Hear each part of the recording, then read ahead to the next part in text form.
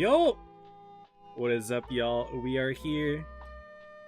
One moment, I need to really quickly finish up my pings, but welcome, y'all. Top 8 starts today for the Blitz Summer Cup. Hope that y'all are excited. These are the 8 teams that we will be playing with. What's up, Nine-Tailed, Ominous, Ambrose, Pickle, Wowbow? Good to have y'all. Yes, these are your top 8 teams for the Blitz Summer Cup. After everything that went down throughout the entirety of top 8, that is how we are going to be set up here. We've got Panda, Joker, Leverage, Nox, Dinos, Origin, Reggie, and Evany. Of these teams, several of them are returning top 8. We've got Origin, Reggie, Evany, who played under a different clan tag, Elevate, Dinos, who played under a different tag, 4L, Joker, and Panda. Nox and Leverage are going to be new to top 8 this season as compared to last season, where Apex and Apex and SLG have disbanded. So we've got 2 new teams, kind of, but Leverage, we all know. Leverage has been here before, and they are 2-time champions themselves, but are yet to take a Blitz Cup. Could this be their time? We'll see. Anyway, these are the teams today. We're going to be following Leverage.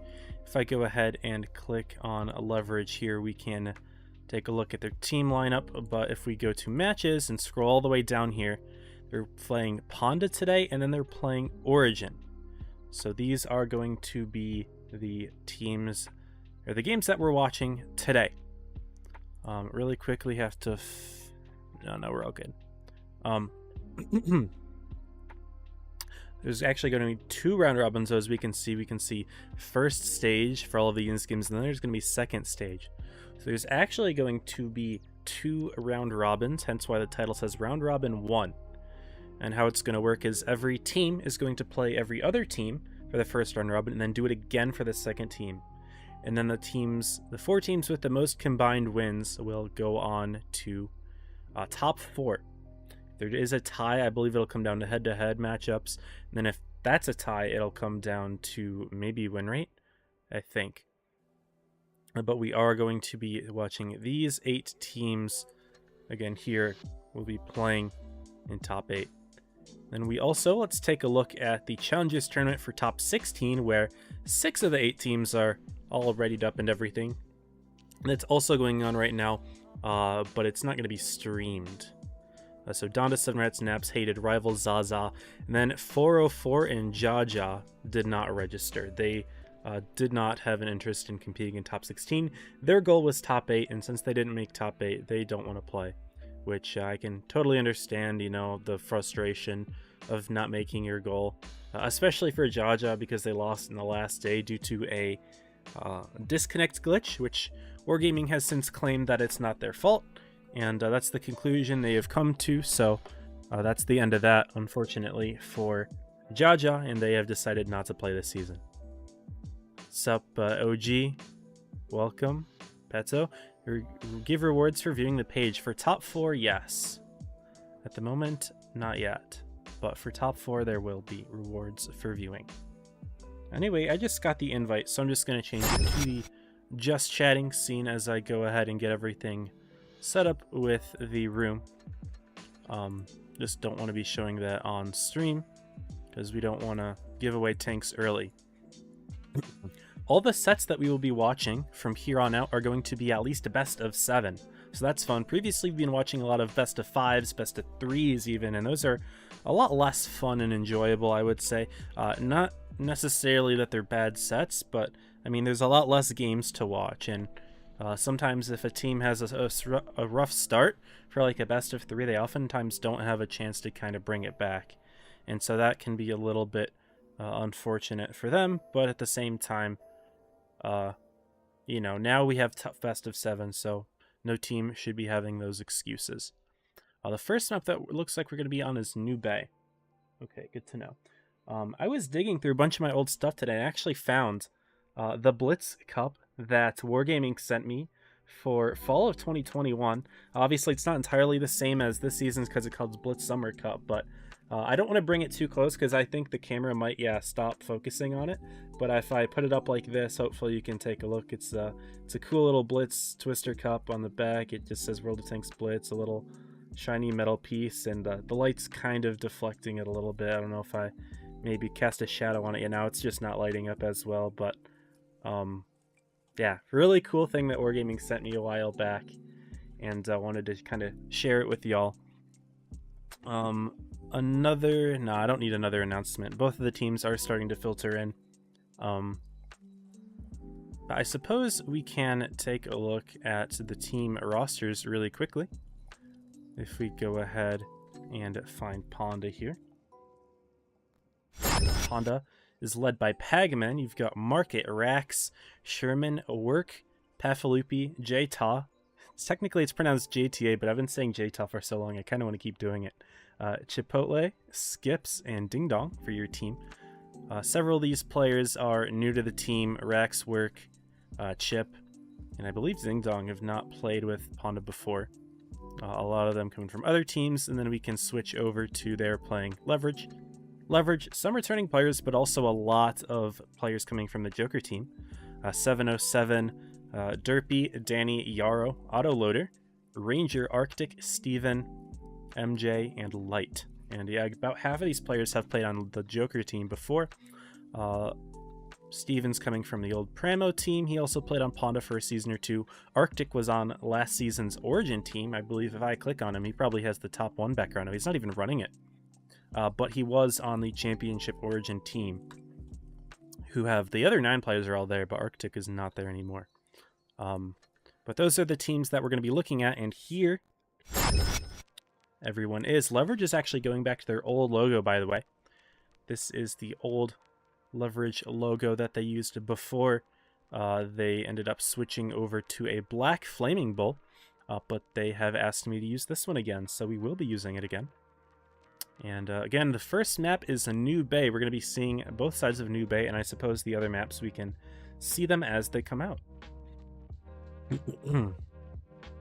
What's up, Draconic? Hey, you're here after all. Hey, if you can't make it for the rest of the night, Draconic, no worries. But thank you for helping and setting up the predictions and all that sort of stuff. Appreciate you. Well, yeah, I think that's about everything that I had to say about the things beforehand. I guess we can start taking a look at the load-ups now, the lineups for both teams.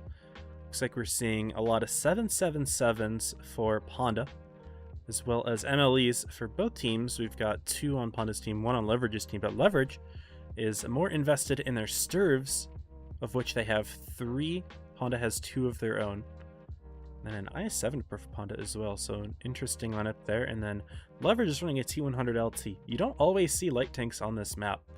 Definitely a less common pick on New Bay, but definitely not unusable. It could be good for getting early vision on the ramp side, for quickly grabbing a base on the other side of the map as necessary, etc. So it's honestly not a horrible pick. It's just not always used.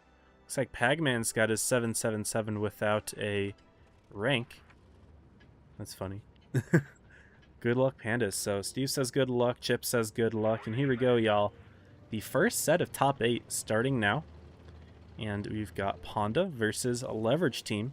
Looks like Leverage mostly heading towards the ramps, and Ranger is actually going to go for a quick base grab on C. Work and Puffy. Oh, looks like actually a lot of Panda tanks are heading towards the C side. In fact, they're only sending Ding Dong over to the ramps. And of course we are going to see Ranger with the base lead. He's a light tank, that's kind of how it works. But Ding Dong spots 5 Origin tanks with a sneaky little path underneath the ramp. He takes 1 hit, but that's a lot of good info to get for the team. And Ranger, ooh, look at this. Panda with a hyper-aggressive play right through the corner. He gets killed immediately. 40 seconds in, they just pushed right through the corner. And we've already seen a Ranger moment 40 seconds into game number 1. Panda already picking off a tank from Leverage. I was starting to look around at what Ding Dong did with his spotting, but in the meantime, the serves from Panda just pushed right through the C corner and took out Ranger immediately. And that's the light tank from Leverage gone. Autoloader's a little bit disconnected from the rest of his team and will be the next target. Danny's going to try to cover from behind, but I don't know if that's going to be enough damage output to cover the rest of Panda's tanks here. They've got 2 Sturves, a 777, all coming on in here, and Otto's staying alive as long as he can. Danny's put in most of his clip. He's going to be able to put in one more shell. But down goes Autoloader, and it looks like Ding Dong and Chip might be coming on in to help keep Danny away. He'll use his super speed to get himself out of there, but will it be fast enough? Pafaloopy spearheading the push, full steam right into Steve here, actually. Steve, who's got a full clip, and he's ready to put it in. And Danny should have some cross shots on Pafaloopy as well, but Steven is dying incredibly quickly. 707 trying to help with that focus fire, although he's putting his shots into Ding Dong instead, whereas Steve goes into Pathy, but he's just getting focused out very quickly here. And looks like most of Leverage's hit points are gone, although they're not necessarily doing too bad. It's a 5-on-4. But Work and Rex should be able to take quick care of Danny, who's quite isolated all the way up here. There's no one helping him out, and his clip's empty. He's not going to be able to put in a whole lot of shots. Arctic's trying to run away, and it looks like Pafaloopy could actually get focused out here, but no. 707 dies first. Light is stuck under the bridge. He will fall in just one moment. See if he can sneak in the kill on Chip beforehand. Not quite able to. Pathy's going to try to hold him down. And Arctic should be able to pick up a kill here, but is it going to be that big? No. Panda's going to take game 1 convincingly with a very quick kill on Ranger. And Panda just simply ran right on through them with a strong opening to top 8 there. What's up, T-Dub, Average Guy? What's up? Welcome to the stream. Pickle, Miguel. Also, thank you to Average Guy and Jarrett for the follows earlier as well. Appreciate it. But yeah, there is game 1. And on top damage is Pagman, who helps with that push right on through in a 777. And unfortunately, Ranger had a 0 damage game to start that one off. Not a great start there for Leverage, but they've got plenty of time to bring it back, of course. That's the beauty of a best of 7. Is you can lose one game, the cost is not nearly as high as if you're losing, you know, a best of 3, right? So that's kind of what's going on there, I suppose. They have plenty of time to make it back. Spawns will swap on Nube here. And Panda's running up with 2 MLEs again, this time 2 Super Conquerors as well. An interesting tank. And Leverage with double Cron, double MLE. Not quite running a T100 LT anymore, getting rid of that one in favor of another MLE. Makes sense. And 2 Sturves for Panda as well. IDK Ron, thank you for the follow. Welcome.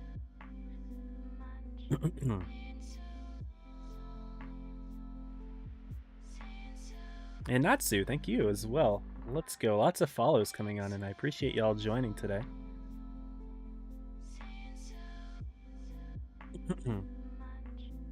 Well, yeah, I guess we'll see how this one goes. It's interesting to see, you know, the different ways that teams can play a map. Like New Bay especially. New Bay, oh my goodness. I need to slow down my words. New Bay is an especially interesting map to me as well, because it is pretty diverse in the way that you can play it, despite the fact that some people think that maybe the spawns are kind of one-sided. It's also like somewhat symmetrical, with the exception of, you know, the park area, which kind of favors one spawn over the other a little bit. But I mean, most people would say, I wouldn't say most people would say, but it can be argued that the C side is better. But despite Panda having the B side, they just pushed right on through C, and you know, were able to get that quick kill on their T100 LT from Leverage. So very interesting. This time Panda's going more split. They're not going to be yoling right through the park area. Leverage more focused on a split play themselves, but I like how they've got their double MLEs here in the middle, trying to get early shots off on Pagman, but all 3 tanks firing, none of them connecting their shots. 707 in the Kron playing up top.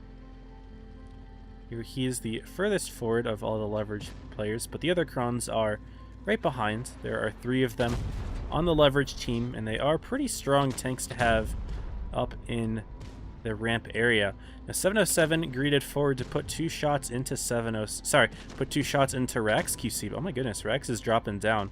Looks like Leverage is flanking with Light in the Sturve, and they're going to pick him off as well in the first minute.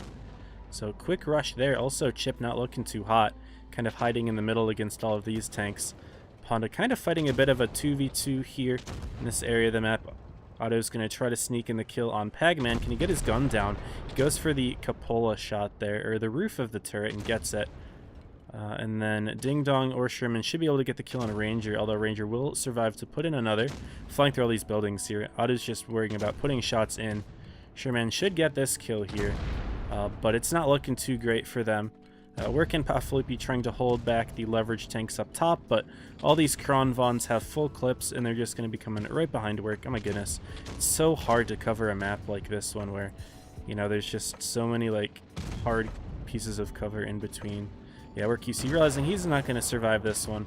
Better chance would have been to turn to the side, but I don't think it would have made much of a difference there. Light and Arctic in a 2v1 on Pafalupi. And I would just say that, I mean, what kind of snowballed all of this was Leverage bringing their Krons up top, and a lot of early pressure got put into Rax QC. 707 definitely, like, he overpeaked himself a little bit to try to get 2 shots in, and he did take 2 shots in return, but that early damage was really useful because Leverage then brought in the rest of their Kronvons, and then Light coming in from behind as well. Definitely, you know, getting that early kill was really big and allowed Leverage to take 2v2s, 3v2s, etc. They tie things up 1-1. Nicely done. Someone explains what this tournament means for the whole bracket. Nuz, this is a round robin. So every team is going to play every other team twice. And whoever gets the most wins out of the double round robin will move on to top 4. There will be 4 teams. 7-7 with a nice game 2 there. We're going to be moving on to Lagoon. This is a fun one. I'm excited to see Lagoon. This is the new map, of course, if y'all are not familiar with Lagoon. It is the newest map.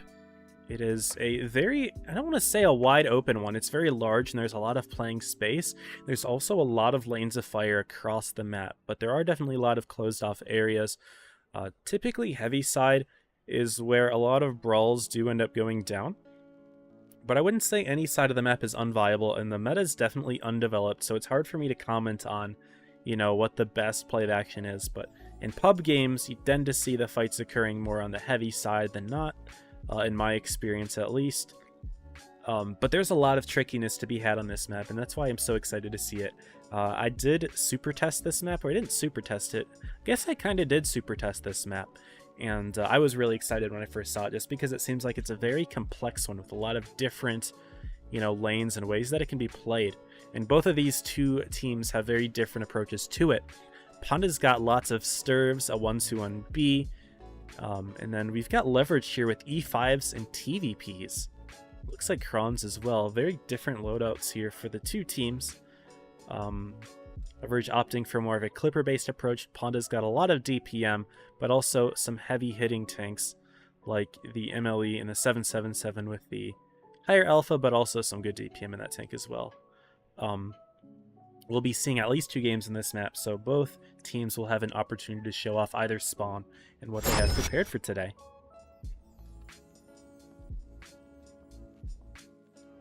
What's up, Van Leeroth? What up? I don't think there's anything wrong with picking a Kronvon 9-tailed. It's a very strong tank in the current meta. And using the 3rd shell does not matter too much. It's not a reserve shell mechanic like other tanks like the Minotauro and the Caro, where if you shoot all your shells, it really hurts your DPM. I think it does technically lower it a little bit, but it's not that bad. Panda's actually not going towards the heavy side, which I may have expected. Instead, Leverage is, and Yarrow going for a quick spotting position. This is oftentimes one that I use when I go to pubs. I think it's a pretty good one, but Leverage is not spotting anything over on the heavy side, so I think they can assume that there's nothing there. In fact, Ranger's putting in his clip in the middle early on here. Gets a shot into Chip. Went 1 for 3 there. Leverage will take the A base, but who's capping faster? We've got a double cap over on this side, and on the heavy side a double cap. Both teams capping it at basically the same time. Don't know who's got it. It might be Leverage, but it's not entirely clear. But we're already seeing some rotations. Panda is actually stepping a tank into B. Jta is spotted, but he gets into the base and Leverage knows it, so Panda will be up on the caps here. And Leverage looks like they're kind of lining themselves back up a little bit in their own spawn with 707, Auto, and Light. But they're also bringing their TVPs together for some potential crossfires here. Ranger going to sneak some shots into Jtal here. He's waiting. He's not firing. He puts in one, tracks him.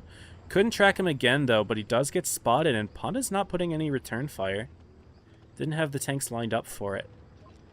Looking at the Sturf's point of view, they were both kind of sneaking behind this hill ready to do some damage, but haven't put in any as of yet. Jtal, really the only tank that's taken a lot of damage here for the Panda team. Checking out Auto, spots Sherman, puts in a free shot, and he uses both his super speed and his reactive armor to get himself out of there. Leverage has a pretty good start to this game, and they're just going to be sending their Sturfs right on through. They do get spotted, and Panda does have tanks ready to intercept them, but at the same time, looks like Leverage wants to push through the middle as well. They've got TVP going around. They've got Kron's MLE right through the middle, and Jtal's done for. He's getting cooked up by Ranger all the way in the back. Had to kind of move my camera around to find him. And that's a quick kill on Jtal.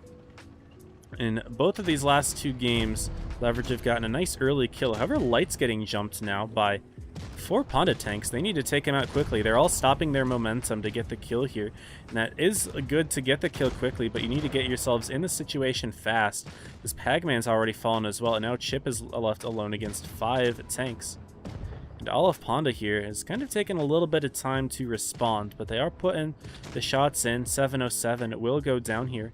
And Arctic is actually finding Sherman here. Tries to put in a big shell, but Sherman should be able to pick up the kill, and all of a sudden it's 4 tanks to 4.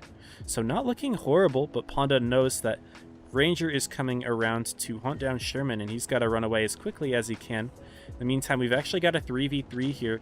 Yarrow has got his clip ready, though. Who's he going to choose? Who's the target? It's going to be Pafalupi.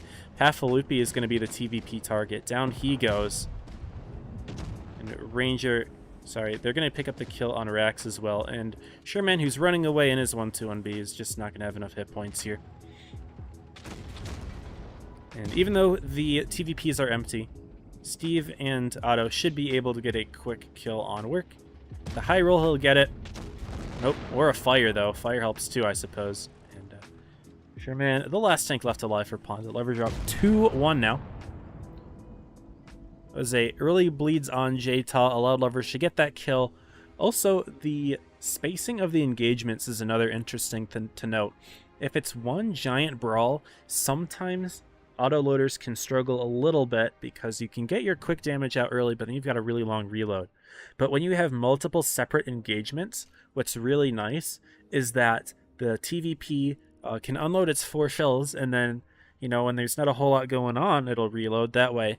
The second engagement comes out and he's reloaded for that, and there's not a whole lot of downtime because they're not doing a whole lot in between anyway. So when Leverage was just able to get those early shots in, it just allowed those TVPs to not have, you know, a whole lot of pressure on them to continue engaging. Instead, they were just fine to wait and reload. So Leverage had a really nice game 3 there themselves. And they're up 2-1 now, despite having dropped the first game in a rather quick fashion.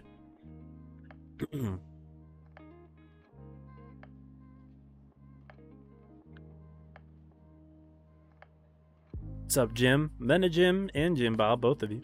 What up? And Panda's running kind of a similar lineup. They believe in the Sturfs. They got 3 of them, 2 777s and 2 MLEs. Very simple lineup for them. And Leverage again with double TVP, Ranger and Yarrow. They're going to be 3 Sturfs of their own, though. And 2 MLEs. So no Krons this time. Okay. Interesting, interesting. So the difference is 777s versus TVPs.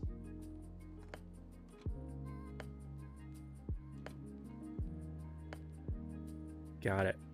Okay. Well, next game about to start right on here. What's up, Ginny Jin Salvador? Good to have y'all. Morning. Morning for you. It is currently 9 p.m. here, but good morning to wherever you are. Very nice. Here we are, game number 3. Sorry, game 4. This is the second Lagoon game. Map shouldn't be comp. I disagree. I think it's fun. I think it's nice and complex.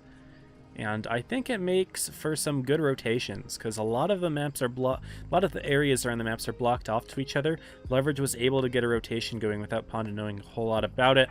But at the same time, there are plenty of firing lanes as needed, so I think it's an interesting map, and I'm happy to see it in competitive. I don't know how the teams feel about playing it, but watching it's pretty fun.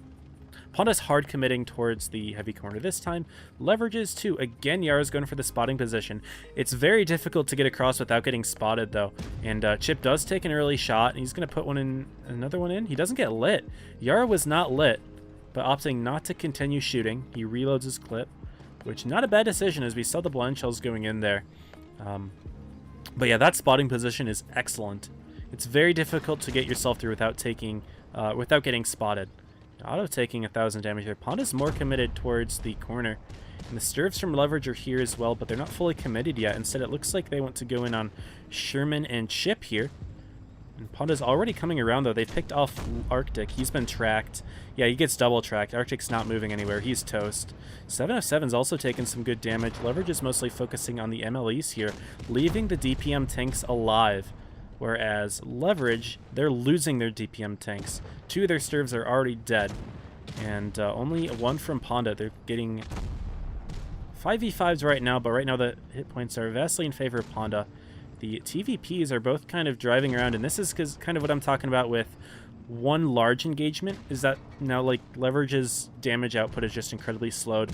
Now Ranger is being forced to, unload his clip now, but then he's just going to have a 20-second reload, and it's not going to be very good for him. And now he's got to wait. J-Ta and Work can just rush him down, and when it's just one big engagement, those TVPs definitely struggle a little bit. Light is the only tank alive for the Panda team that has consistent damage output, and all that Yaro and Ranger can really do is run and hope that they don't get caught, but J-Ta should be able to pick up this kill here. Maybe the gun depression doesn't allow it? No, not quite. And Ranger does have a full clip, but not able to use it at all. He's just too busy running around. Yara trying to sneak shots into Work. Not going to find him. But yeah, when it's one giant brawl, sometimes the autoloaders can struggle once they have those really long reloads. Light's going to go down. And oop. Yep, lots of Panda tanks on him. It's just Yara left alive. And we're going to have a tied set after game 4 here, which is always exciting. It means we get to see more games. Let's go. You have a team you think will win this set? Or is the tournament started for refraining? I am not going to comment. I will not comment. Unbiased streamer here. Uh-oh. Looks like game servers are doing a goof. Stream is connected perfectly fine on my end. Not losing any frames. My connection to the internet is perfectly okay. It seems. But, I mean, I can double check. But it looks like game servers are gone. Maybe I do a restart here? What's going on? I might have to miss the next game if I'm not able to get there in time. Let's see if I exit. I'm hearing a bunch of shots now. That's wacky. I'm not losing any connection. I wanted to exit the game there and see if things would work. At least I can ready up at least. It seemed like me exiting everything kind of worked. Okay. I was going to close the game, but decided not to. Do I get to see the results at least? Okay, we get to see the results. Pafalupi on top, 3.9. Those Stirves put in work. You can see the difference here as the Stirves from Panda stayed alive. Leverage was not able to focus down the Stirves, whereas those were the primary targets for Panda. And yes, Light did survive for a long time, but like they killed Arctic immediately. Their next target was immediately 707. They picked off the DPM tanks, and I would say those are definitely better targets that Panda picked out. But also just the fact that, TVPs don't do well with one constant brawl, as opposed to a few split up engagements. That's where they really shine. Anyway, games 5 and 6 are Rockfield, and this is a map that I know Leverage used to play quite a bit. I fully expected 707 to ready up in his IS-7 here, but he's not. This is a rare occurrence where 707's not in an IS-7, he's in a Stirve, and maybe that's because the Ranger doesn't have a Stirve, so he's using the IS-7, I don't know. They got 4 of them. 4 Stirves, an IS-7, and 2 Krons. Panda also has an IS-7, 2 Stirves, 1 Kron, 2 777s, and an E5. E5, a tank that we haven't seen a whole lot of. We saw it a little bit a few games ago. Or was it last game? I don't know. I don't remember. But E5 from Chip on the Panda team. So two very different lineups. Makes me wonder if Leverage is going for something hyper-aggressive here. They're not always known to be the most aggressive, although they definitely can pull it off. We saw it on the first Lagoon game where they had a really nice push into the C side and it worked out quite nicely, but they were already up a tank at that point. But we'll see what their plan of engagement is here, if they're going to be playing over on the A side, putting Ranger into the base and then just going for a hard push behind him, or what? Not entirely sure. Graphics look better than your S22 Ultra. Well, I'm streaming on a PC, on a 3060 Ti, so I wouldn't be surprised. You know, I don't think it's surprising that a PC's graphics look a lot better than that of a mobile device.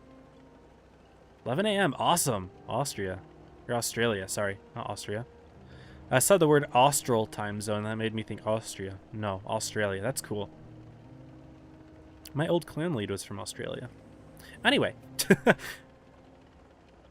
Leverage is kind of doing what I was expecting a little bit. They're just going for a hard A engagement, or at least trying to see one. But Panda's not there, in fact. They only have Work holding off spawn in the Kronvan. And Panda hasn't lit anything over in the C side yet. I think they can reasonably interpret that Leverage isn't there, and they're going to be doubling that base, it looks like. Yeah, doubling the base. Always a good idea to double bases. Sometimes you can sneakily, you know, lose a cap lead due to, you know, not doubling it. Like if Leverage had doubled here and Panda didn't, they could have taken it. Ranger didn't get reset, although he was spotted, but Panda pushed right on through. They've already got tanks lined up in the enemy spawn. Notable to see Sherman's performance here. He's already crossed through this large gap, and he's not going to be able to get all the way across. Pafloopy's saying, Work, did you lag out? You're dead in VC. Uh-oh, Work does not have VC. Work's saying negative. Looks like he's here. Can you hear us? Affirmative. Okay. So, looks like potential connection issues from Work's side, but nope.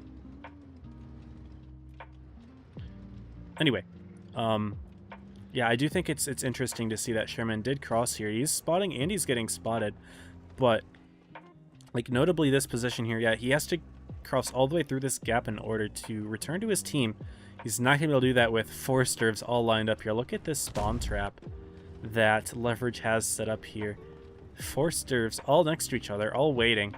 Otto's been spotted. I didn't notice if any of Leverage's other Sturves have been spotted yet. There's this nice little bush here that they can use. But, ooh, Light actually gets blind shot there. Sherman puts in a blind fire into Light. So, really good hit there. Good awareness on his part. I mean, he knew that someone was around there, but still good to be shooting it. Makes sense to do so. But Panda's not really in a position to help him there. He's just kind of mostly there for spotting purposes. Instead, Panda looks to be trapping the B base here. That's what all of these players seem to be doing. IS-7, E5, Kron. And this is what Ranger's going to be doing. Will JTOS spot him? No, he's driving up. Ranger's just going to drive straight into B, though. Going right on through. Does get lit. He's in B. Panda knows it. Now, is Panda going to make any move here? They've got JTA, Work, Chip all here.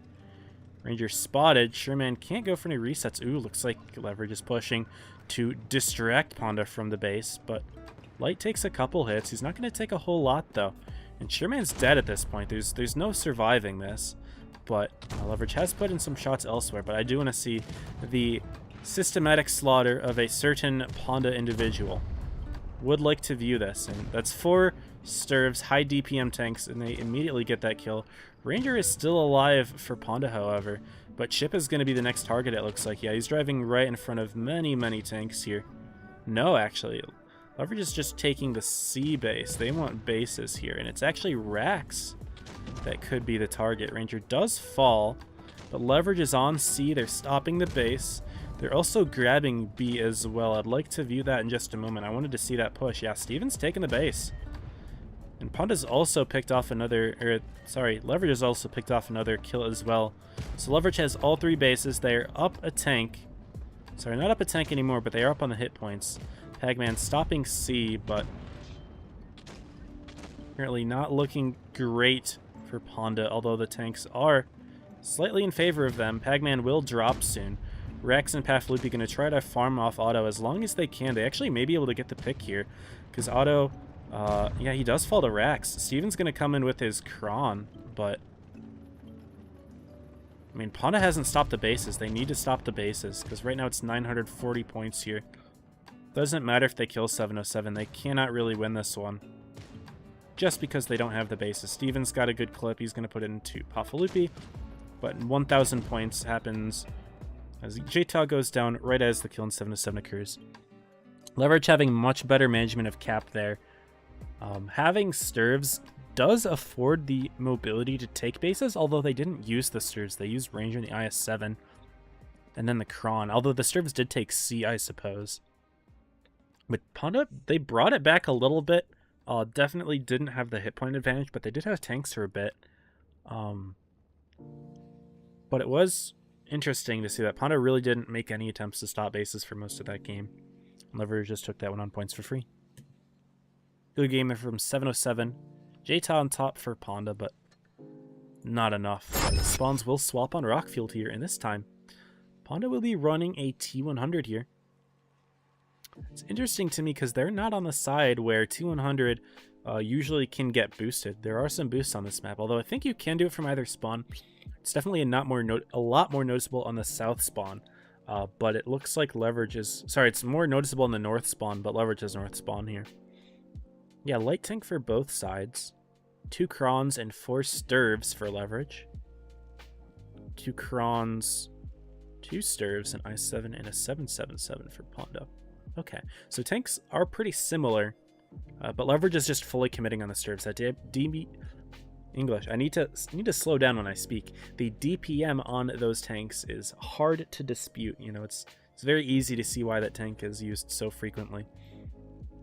Make a small substitution. Looks like they're putting Derpy in.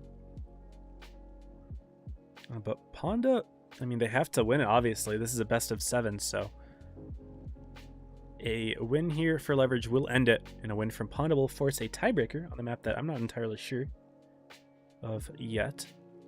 Go buy I-7. I-7's a grunty tank. I-7's not a bad tank, y'all. It's used.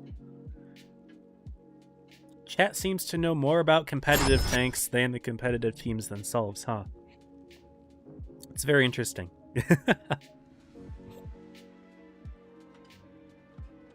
What up, Pete? Welcome to the stream. Flumo. Yeah, so that's pretty good. Even on both maps so far. But Rockfield, we'll see if Leverage sweeps it or if Panda forces a tiebreaker. Market's saying I'll spot another way. It looks like he wants to do some sort of creative spotting play. Not going to be boosting. Wait, I was wrong. South spawn is the boosting spawn. I guess I had the minimap mixed up completely. This is the spawn where you can boost better from. I was mistaken. Because this giant hill is a lot better than the other side. Although it is possible on the other side, but it doesn't look like either team cares about doing any of that. Someone said solid loading glitch, but it doesn't look like anyone's not moving. I think everyone's moving. You're just going to get a quick C cap. Market spotting over on the A side. The pawn is pretty split. They do have tanks on C, and maybe they want to wait for a little bit of a push from Leverage. Yeah, JTAL gets spotted. He's very far forward compared to the rest of his tanks. He is hull down, and it's not easy to shoot a tank, sorry, an IS-7 that's hull down. It's got probably the best turret in the game, or at least one of the best turrets in the game. Maybe not the best, because the cheeks are somewhat penetrable, but it's not easy. You have to be pretty close to hit them reliably. And even then, it's not an easy pen at all. Panda will take the base of their own, but they are down in the caps. They're forced to push at some point, which is a little unfortunate because we do have a little bit of a trapping setup here from Panda. They had their Stirves and Kronvan all lined up waiting for a push, but none will come. Leverage is already rotated out. They've got 3 tanks left over on the C side, but looking over in their own spawn, they've already brought 4 tanks back. However, Panda does take B base, and this will force some sort of engagement from the Leverage team, but they already have it set up. They are already set up to push the A base, and Panda's not going to have much of a defense from it. And in fact, what'll really be nice about that is they can push right on down the hill into Sherman as well if they want to, and take B. So Leverage has a very good setup here, and yeah, look at this. We're seeing the speed boosts. Leverage is immediately going for them. And they've got shots on Market, man. Uh-oh, Market could be caught out here. No, he's quick. He's not going to take too much damage. May take another shot? No, not even then. Panda knows that Leverage is going up here. They've got their 3 stirves. They're going to counter push directly into the C base, taking a look at Pagman's perspective. He's got a full clip loaded, and there's auto loader. Nice tracking shot from Pagman. That's going to allow him to at least put in a second shot. No, missing it instead. But Panda will stop C base, and for a brief moment they'll all of them. But Leverage, they don't care about taking A. They're just driving right on down the hill, as I previously said. They just can drive right on down the hill, and Sherman's right there. But now they've got such fast tanks that they can drive right on up. The issue is this, though. Leverage doesn't have any caps. They're just going to go for a kill on Work QC here, and he'll survive for a bit longer. And it would be smart for Leverage to start grabbing the A base, but it looks like they will put Ranger on it. Work QC getting farmed out here. It would be really good if he can put in his full clip before he goes down. That's 1. That's 2. There's no reason to hold his shots here and reload. Yeah, just putting them all. He even puts them all into the same target, which I do really like how he did that.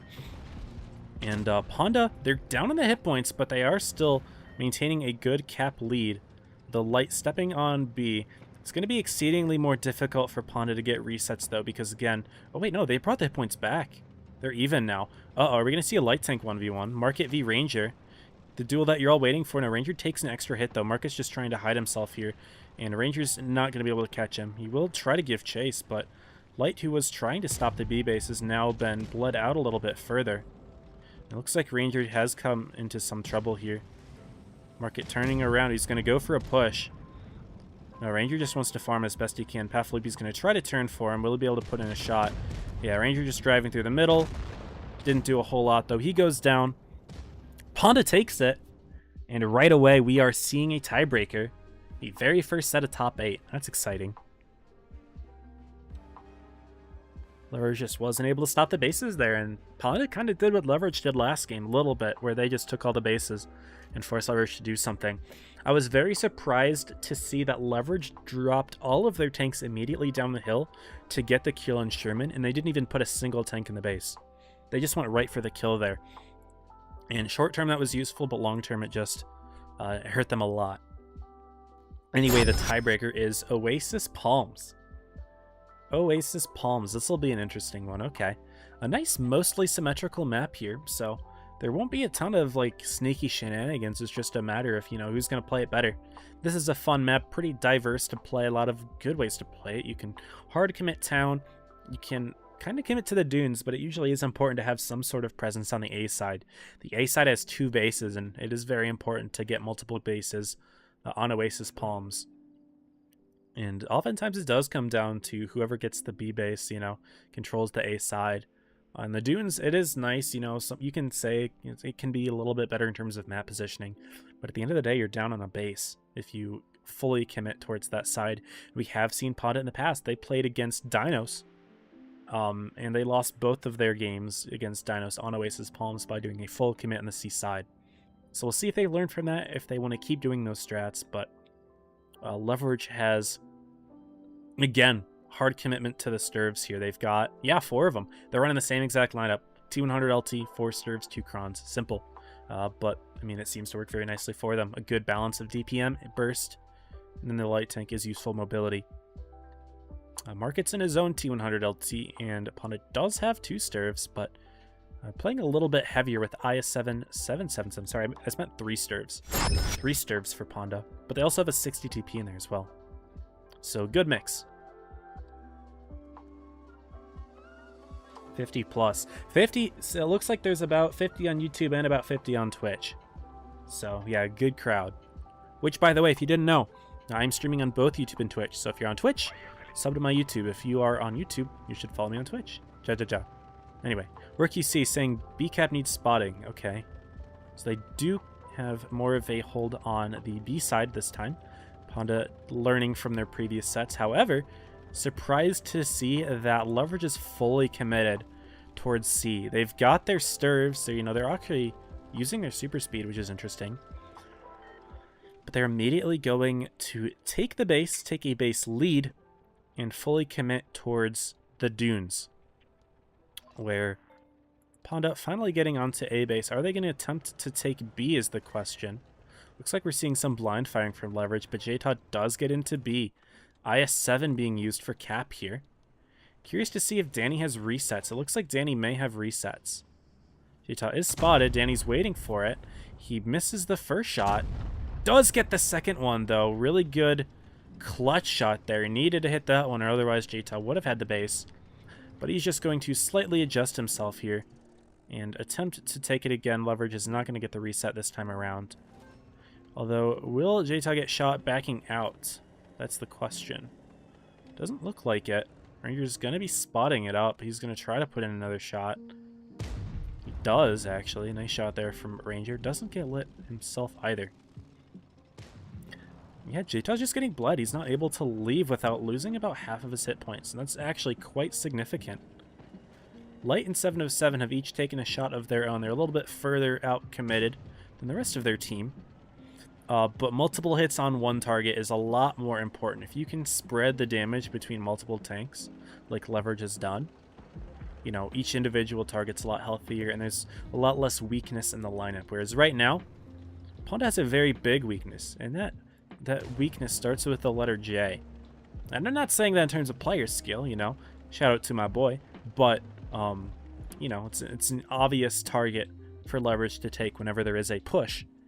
Speaking of push, Leverage has to line something up, and they are doing so. They've already rotated their Sturfs. Kronvons are coming in, and we are seeing some super speeds getting activated here. That's 3 of them. That's 4 of them, like a little bit further behind than the rest, but already looks like the Sturfs are getting spotted up here. And Sherman could be the target, actually. Okay. In the 60 TP down, in come the Sturfs. What's Sherman going to do about it? Is Panda ready for this? They're going to be counter-pushing directly into the Kronvons. But pushing into burst damage can be a little bit scary. But Danny has taken some hits here, but Sherman is going to get blood here. He's just going to drop right on into the bottom here. Ranger and Otto are going to be chasing him down, but Sherman going to be living a little bit longer just because of him falling down. Puts in an extra shell as well, which is really good. Light is incredibly low and is a good target here for Leverage, but Leverage are losing several tanks of their own, as well as Light being very low himself. Should be picked off soon here. Panda's got the DPM to get the kill here, but looks like Leverage is stopping all of the bases here. It's 920 points, 960 points for Panda. They're not ticking up at all, but if we can get one kill, Panda should have the win here, but it is scary to see all 3 bases ticking up for Leverage. Even though Panda's 1 kill away from having it, Light is spotted, and they have to go for Light here. But 707's actually doing well against Jta. But what's going on over here? Steven's getting tunneled. No, Pagman goes down, in fact. All right, did we see Panda lose 2 tanks quickly just like that? Uh-oh. Rex is going to go for the kill on Steven. Down goes Light as well, but Jta follows, and 707. Kill on Steve, and it's still 960 points. But it's a 3-on-2. Otto will get the kill on Rex, and it's 920 points here. All the points are in Leverage's side, though. They have all the caps. Market's stopping A, but it could come down to this 1v1 unless... Actually, no. Work QC, if he gets the kill here, it's not going to do it. It's not going to do it. Leverage is going to take it on the caps. The missed shot there from Work QC. And Leverage takes it on 1,000 points. Panda was 1 kill away from winning it, but they didn't stop the bases. They did not stop the bases. That hurts. Man, and Panda was looking so good too. They had a really nice push. It all came down to a 2v2, which they were looking like they were going to win it in terms of tanks, but not in terms of points. That hurts. Panda goes down. Leverage with an awesome win, though. Great clutch from their end. Autoloader being able to survive as long as he did, although honestly dying would not have made a difference, but they had excellent cap management that game. Did a really good job of stopping the bases, grabbing them all, and Panda just didn't put enough resources into the caps there, and it cost them. You've seen every kind of... Most of these games go back and forth like that, where one team's putting a lot of, you know, thought into the caps, and the other team kind of ignores them, and it just bites them in the butt, as it did here. So very unfortunate for Panda, but really good job there from Leverage.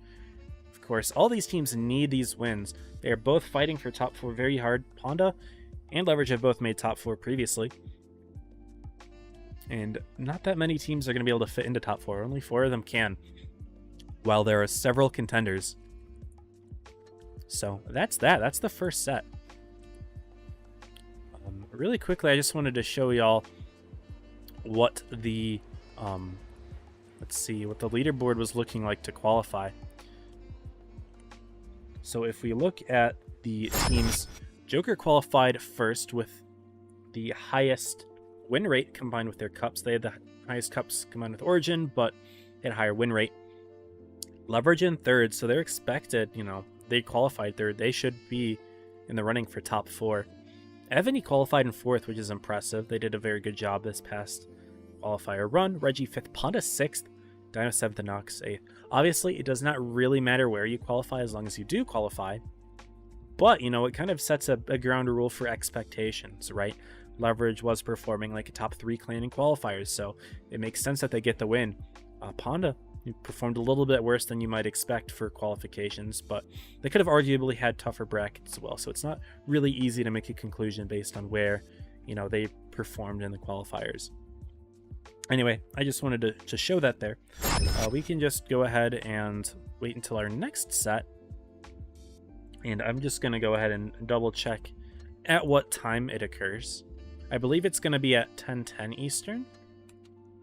No, wait, no, that's completely wrong. No, 10:04. 10:04. So for y'all who are moderating and would like to make the prediction, we're going to be watching Leverage Origin at 10:04 plus 3 minutes of delay, 10:07.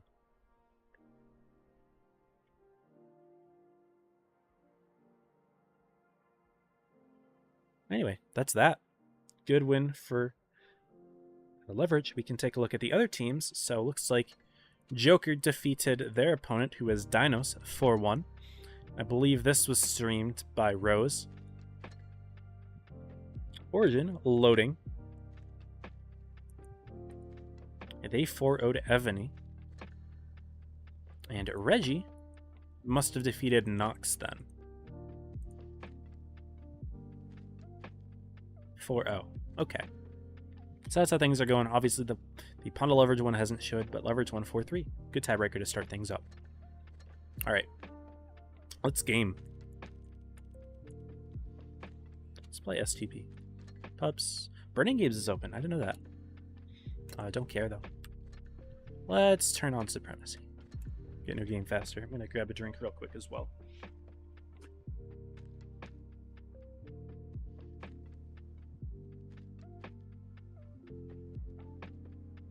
Already starting to feel it in my voice a little bit. I won't even lie to you. We still got another set to go. Which one is better ranks? True.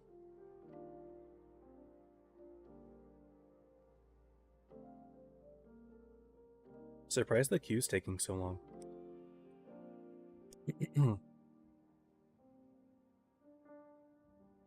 Yeah, I will plug myself again. I kind of did a little bit earlier, but if you are here from the portal in-game and are watching on YouTube and you maybe don't know me too well, my name is 34 and I am NA's main English competitive streamer where I cast pretty much every single tournament that goes on, or in terms of the big seasons, covering the main brackets. And my main platform that I stream on is normally Twitch. I do YouTube because it's a little bit better integrated with Blitz, and it also allows me to archive streams, whereas Twitch, they don't stay on for that long. You know, they get deleted after a couple months. But I would request that if you're joining me for the first time, go follow me on Twitch, which is where I do most of my streams outside of tournament streams. And that is the best place you can find me. Good early shot into their 183. They've got a Patton who drove all the way into the middle near C. I don't have any teammates supporting me here. PTA kind of playing a little campy, which I don't really love. Makes me not really want to play over here, and I don't think I will. If that PTA is not going to help out, I'm not going to fight in that side of the map anyway. It's fine with me. We've already taken our base, so they can go ahead and take theirs, I suppose. Play a little bit further back. Maybe see if I can line up another 183 shot. Maybe? Yes. There's that Pat. Not shootable.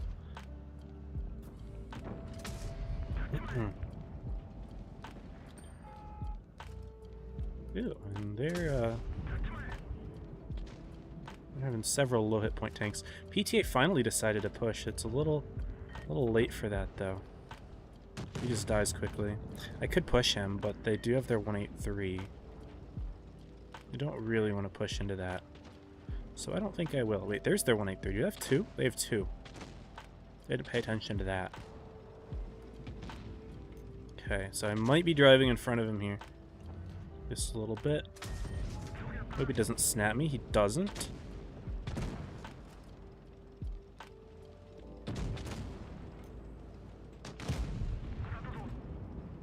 Line that one up in third person because there was too much cover in the way.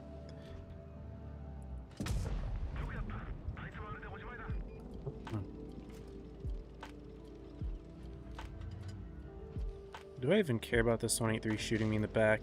I kind of do, yeah. I think their E100 will survive long enough for me to worry about this guy first.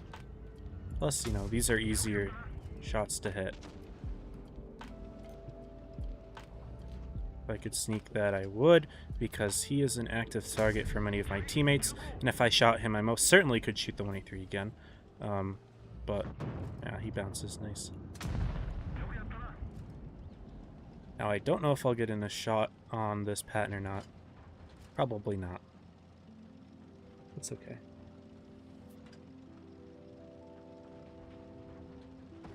You ponder leverage. I'm streaming leverage. I did get another shot. Nice.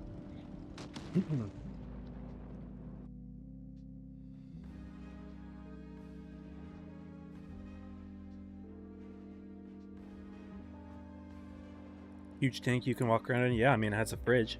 It has a streaming rig and everything.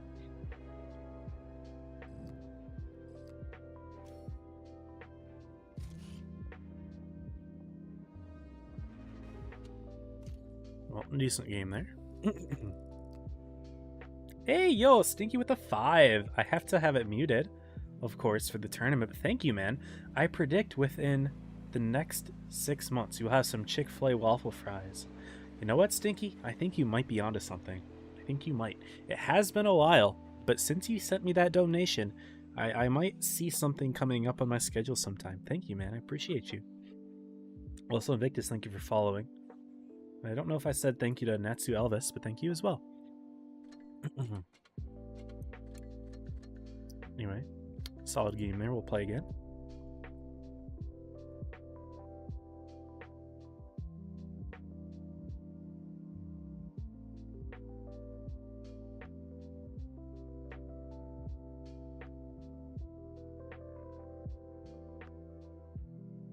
I'm reading lots of messages here. What is going on?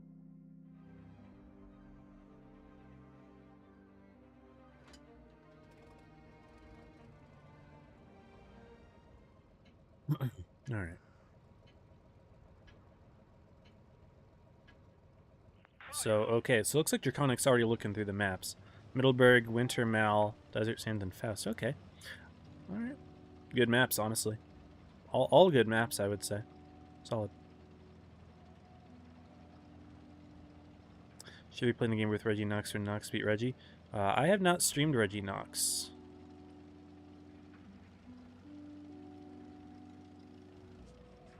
At least I don't think I did. I don't think I've really streamed Reggie at all.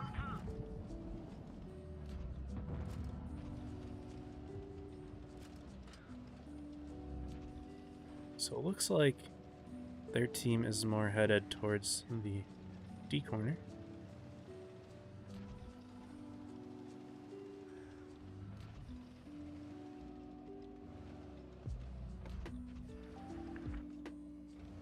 I don't know if I should be doing this. I will. Okay. Looks like I get away with it. Team just capping. It's pretty funny. This is who I was looking for. I was looking for this 60 TP, but no, Aryo's just killing himself. Why? Why are you doing this? Why are you doing this?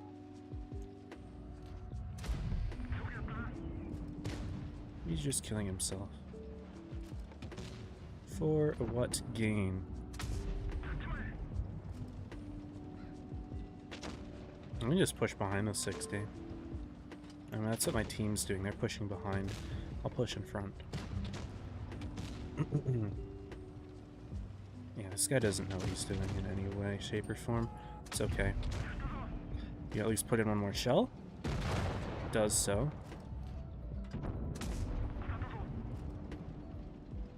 Roman's still going for bases here.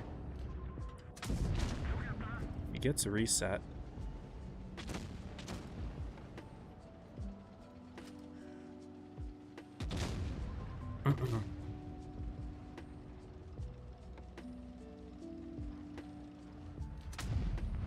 Oh, I did not mean to. Should not have pushed in front of all of them.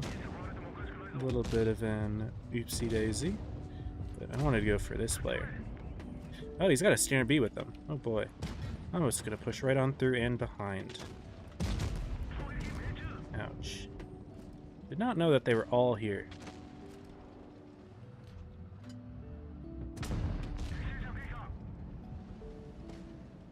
Unfortunate. Yeah, that standard B definitely threw a wrench in things.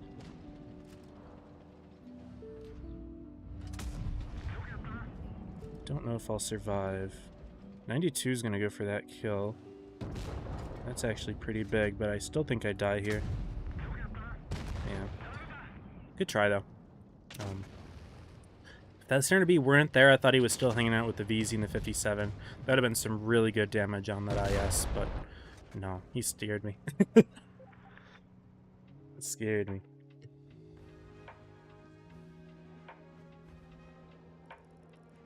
Yeah, I don't think if StreamNock's ready.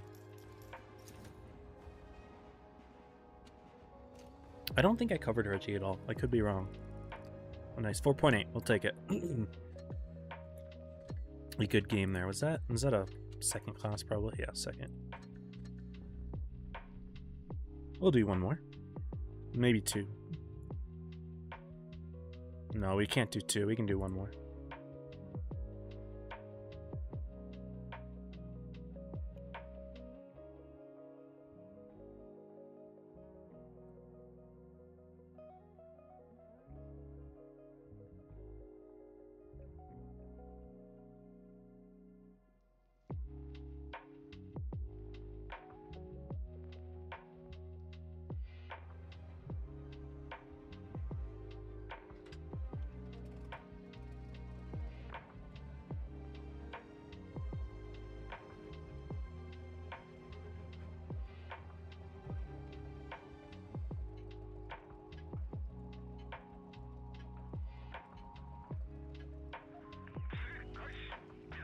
Sorry about that.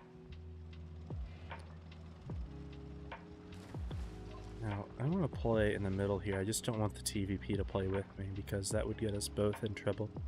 There's not a whole lot of room here for multiple tanks, but this is my favorite position to take on this one. If I reacted faster, could have had a shot there, but not an easy one. Not an easy one. TVP has found something, it seems.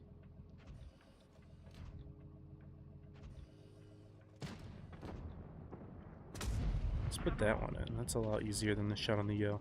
Also, TVP's balling out on that guy. I'm not going to go for a track there. That would not be easy to hit.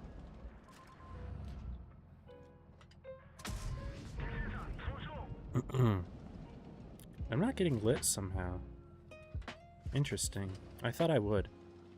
I can still shoot this E75. I'd rather not. That Foch is looking. I did get lit there. The E75 is looking. I can't shoot him anymore. Unless, oh yeah, hello. Shoot.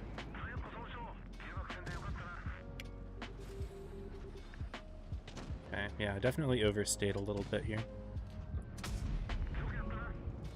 TVP's kinda handling, but I'll go help him. I will go help him. Hope we don't get shot again. Good.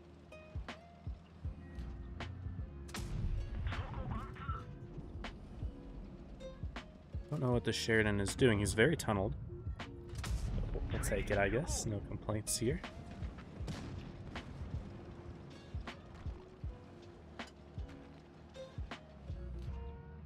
You trying to side scrape on me? TVP kills the Sheridan with a ram. And max roll for that one. Is there Yo alive? Yo is still alive.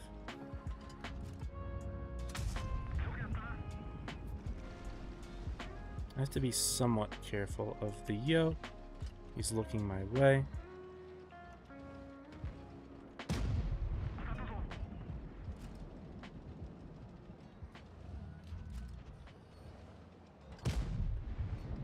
Trying to sneak that through cover. It's not easy to do.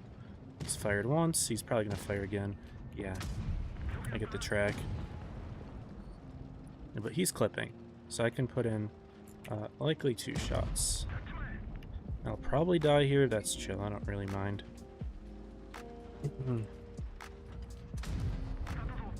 Maybe not.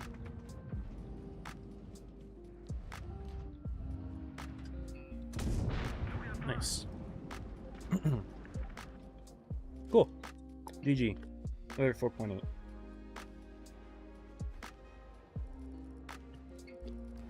$5K if I hit that girl. But I didn't. Already go for rosters? No, I'll do that. I'll do that soon. Didn't streamer get all the qualifiers? Yeah, I don't think I did. Yeah, nice. So good. Good games today. How's this going?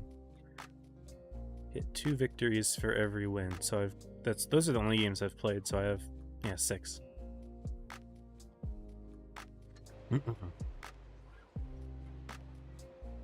But Sponge, good to see you in the stream, man. Welcome. He's alive after all.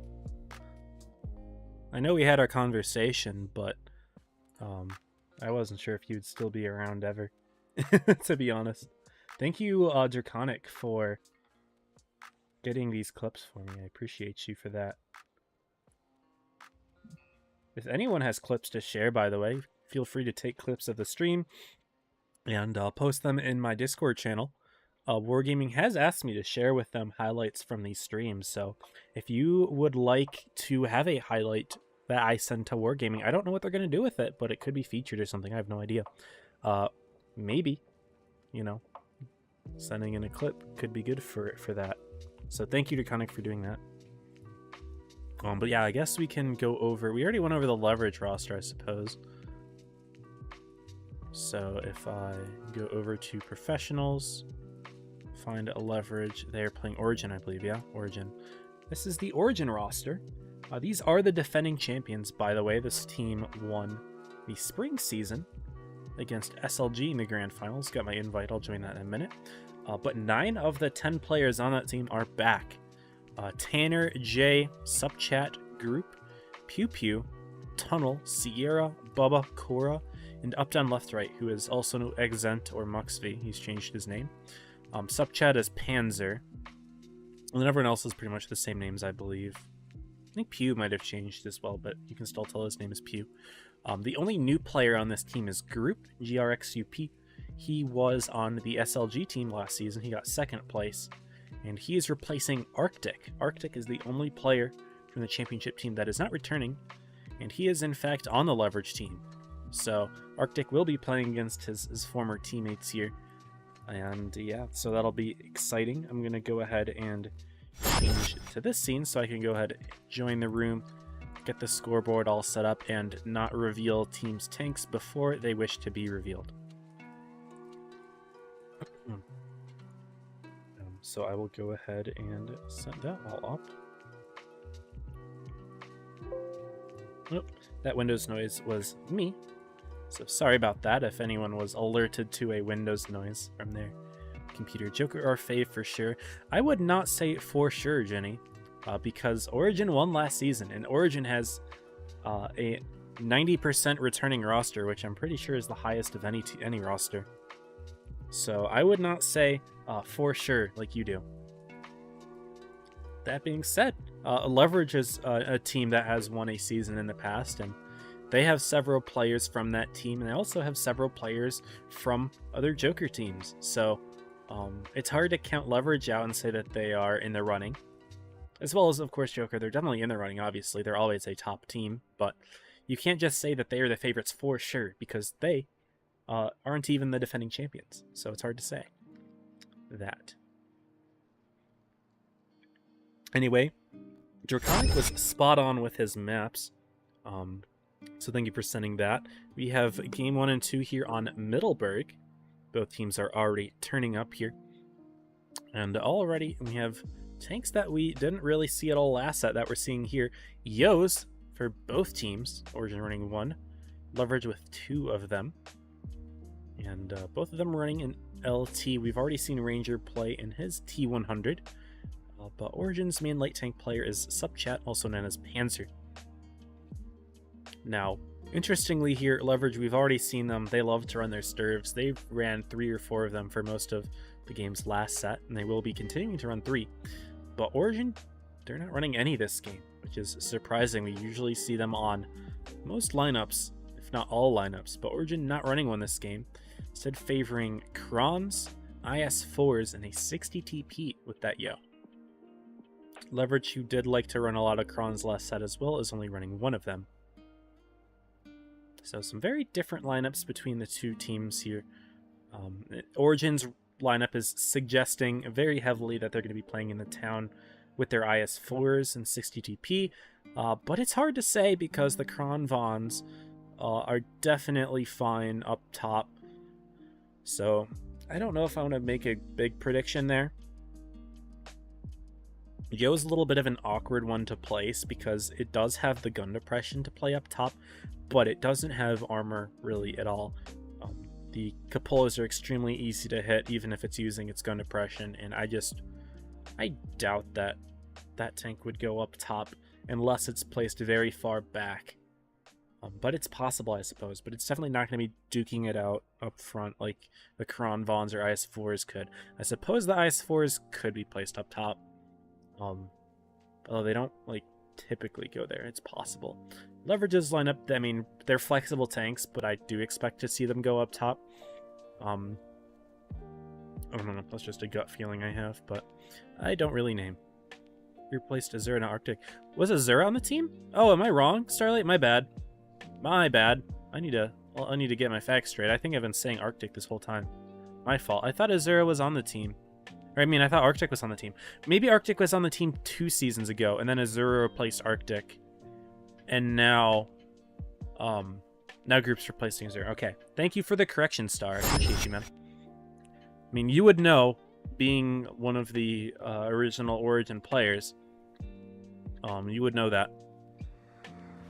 But I guess maybe I was thinking 2 seasons ago, because I know Arctic played on that team. I'm sure of it. I'm sure of it. What's up, Pharaoh? I'll double check myself, I suppose. I can't be 100% sure, can I? Origin looks like they are running up top. I didn't expect it. Did not expect it. IS-4s are playing low, but everything else goes up top. Leverage sending most tanks up top. We can see some blind fires already going in. Group got hit by a blind fire, y'all. Leverage did hit Group with the blind fire. That's funny. See, that's just like this. Now that all the tanks are reloaded automatically, you can just fire across for free. And yeah, Group did take a hit. So there you have it, y'all. That's what these changes have done to the meta, where tanks are just lined up. Both of Leverage's Yos just unloaded their shells immediately and hoping to get a little bit of a hit point advantage, perhaps. Origin has grabbed B, but they are sending most of their tanks up top. It is, in fact, Ranger down at the bottom, grabbing the A base. He's doing so inside of a bush. He wouldn't have gotten spotted anyway. He's just going to take it and run. Good decision for him to turn to the right there. If he turned left, he might have gotten hit by Pew. Who knows? But this base is going to be covered by Danny and the Kron Von. So the sole Kron Von that Leverage is using will go right here. Origin is keeping their 2 IS-4s up down low, though. Not rotating anyone up top, so Origin will be down a tank over on this side of the map. Subchat does grab the base quickly, and he may take a hit getting away if Leverage does commit, but they do not commit. I thought maybe 707 would drive mid. He does get spotted, though. Origin and Leverage starting to spot each other a little bit here, and we'll see what the plays are. It looks like Origin might be sending a tank up. No, I thought I saw some minimap movement, but no minimap movement here. Leverage is setting themselves up here. Their Yos are placed pretty far back. Looks like Derpy's running the 3-shot gun. But from what I can tell, that's the 2-shot on Yarrow. So, both running different guns here for different utilities. Is that the 2-shot? Yeah, it is. Okay. And Tanner has the 3-shot himself. He's spotted all the way in the back. He takes a hit as well. Yeah, I feel he was awkward here. It's kind of hard to hide a tank up top very easily. Derpy's getting himself cupola sniped. He's taken 2 already, you can see. Right there. Beautiful. We can just look into his forehead. He puts his gun in the air to hide his cupolas, but it hasn't hidden the fact that he's already taken 2. It's a very awkward tank to hide up here, as I previously said. Has no armor. At least not at top level, the armor isn't really a thing. Looks like Leverage is actually getting pushed on here, down in the town. Pew, Sup, and Jay are all spotted here. They're going to go for Danny, so naturally, Leverage either pushes up top or sends some tanks low. Looks like they're going for a push up top right into Sierra, and there's Kronvon. He's already getting DPM'd out. We're kind of blocking his escape. Sierra just kind of shooting the ground there. He will put one more in, but there is some damage missed out on. Though Derpy's taken several hits himself. Sierra goes down. Danny's already down in the town, though. But right now, Origin is just very much outmatched up top here. Tanner will fall next. Yeah, Leverage has 5 tanks up here. Origin has 2. They've got 3 tanks in the town, and they are going to grab the base. You can see in the minimap there, A has been taken by Leverage. Sorry, by Origin. But at this point, it's 980 points. Will Leverage be able to stop the bases in time? 995, 1,000. So despite Leverage having a really good push up top, you can look at the hit points. Leverage has over double Origin's hit points. But taking those 2 bases down at the bottom gave Origin that win there. And Leverage had a great push up top. Yeah, it was not enough, though. Really good stuff. What's up, Kaiser? Welcome to the stream. Howdy, howdy. All right there. GG's to Origin for game 1. 707 on top in terms of damage with the Sturv. It wasn't enough. We'll go back to the... Actually, no, I want to check Arctic's history. That's what I wanted to do. Because I was clearly wrong about something. No, he played, yeah, 2 seasons ago, it looks like. Or is that 3? Let's also look up. That's fall. It was 3 seasons ago. I'm crazy. I am crazy, I suppose. Fall. Yeah, so he wasn't on the team for winter or spring. I guess I just had this in the back of my mind for so long. He was not on that team. Who was then? I want to know who was. I don't know. I don't really have the time to check. But I've said that a couple times, that Origin had Arctic replaced, but I was wrong. Okay. Maybe. Appreciate the fact checking.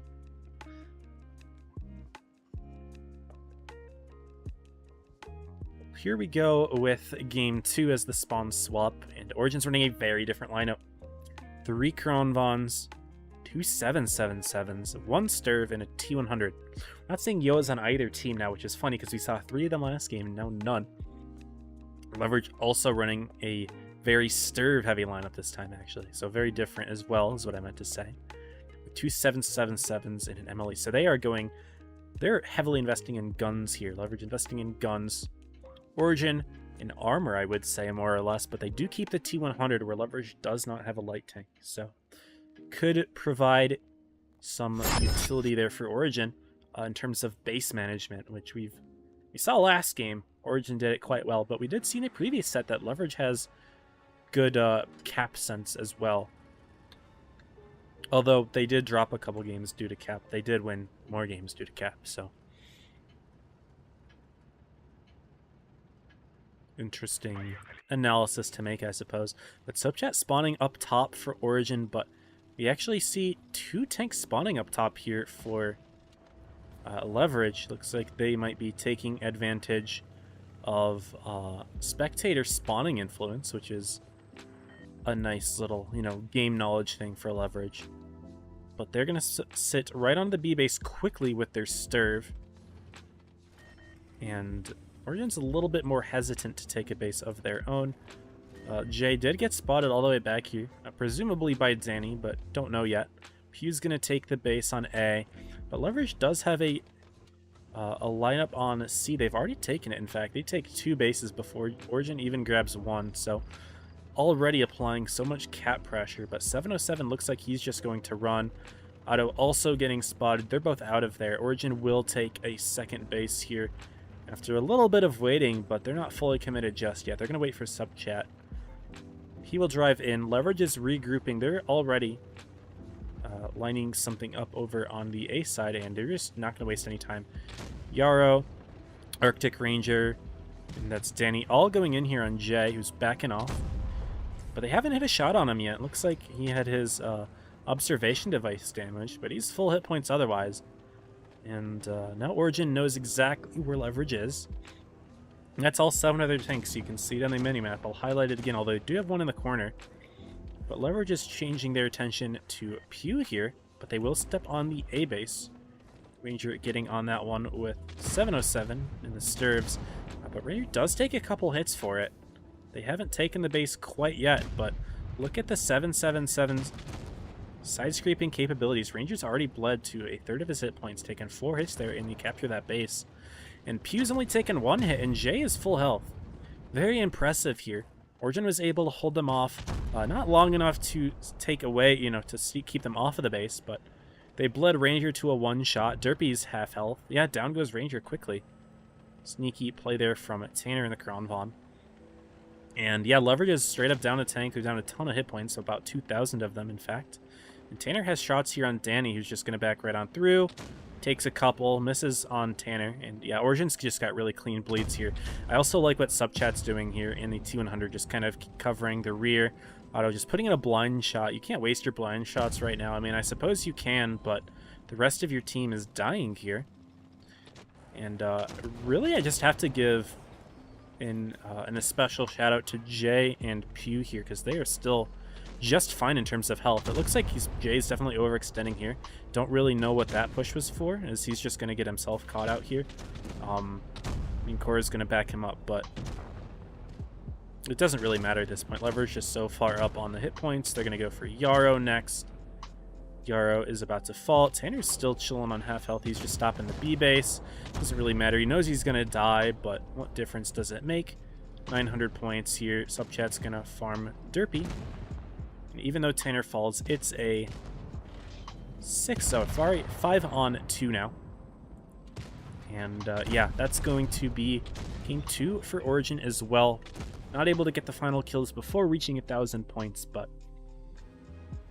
I wouldn't say this one really was a cap management game, even though they did win it on bases. That was just definitely like really good defensive play for Origin, stopping the A base for as long as they did, and Ranger bled to a 1-shot for it. You can see both Ranger and 707, which were the 2 tanks to take the base away from Origin, they were both held to 1 shot of damage each. So just unfortunate, inability for Leverage to do any damage on that push. They just kind of took the base and got out, but they took a little bit too much for it. Ooh, looks like Yarrow's reconnecting. Okay, never mind, that's fine. But looks like a 2-0 lead for Origin on the map Middleburg. We will now move to Wintermail for games 3 and 4. APA was on Origin. Oh, APA was Azura. Okay. I didn't know that APA was Azura. Got it. Makes sense. Thank you for the correction. Leverage is fully committing on guns again. They're running 4 Sturves and 2 TVPs, so they're running the lineups that they did on Lagoon.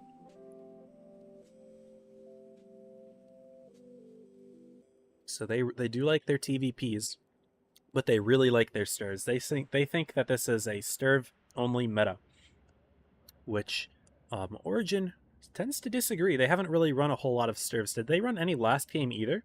Or they run no Sturves at all? I all of a sudden I'm blanking on if they had a Sturve last game. I know they didn't game 1. They are going to run 2 here though, but clearly not as, invested in Sturves as Leverage is here in terms of what they've prepared for tonight's games. With 2 Krons, 2 IS-7s, 2 Sturves, and a 62. So we will finally see Origin run without a light tank.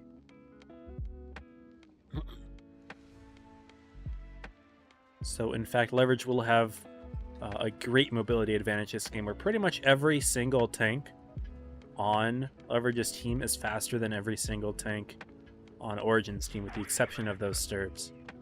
But I mean, let's see how it goes. You know, its mobility is useful, but it's only one piece of the equation here. Armor is incredibly useful, especially against the medium tanks that tend to not be able to pen their shots as easily.